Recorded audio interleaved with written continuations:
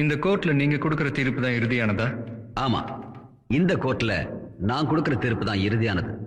நான் குற்றவாளின்னு இந்த கோர்ட்ல தீர்ப்பளிக்கப்பட்டதுக்கு அப்புறம் சுப்ரீம் கோர்ட்ல நான் அப்பீல் பண்ணா எனக்கு விடுதலை கிடைக்குமா? அப்கோர்ஸ், நீங்க விடுதலையாக வாய்ப்பு இருக்கு. இந்த கோர்ட்ல குற்றவாளின்னு தீர்ப்பளிக்கப்பட்டவன் மேல் கோர்ட்ல விடுதலையாக வாய்ப்பு இருக்குன்னா இந்த கோர்ட் எதுக்கு, நீங்க எதுக்கு, நான் எதுக்கு, இந்த வக்கீலுங்க எதுக்கு? வழக்கு ஒண்ணு தீர்ப்பு ரெண்டா? அப்படி ரெண்டு தீர்ப்பு வருதுன்னா சட்டத்திலயோ நீதித்துறையிலயோ ஏதோ தப்பு இருக்குன்னு தானே அர்த்தம்.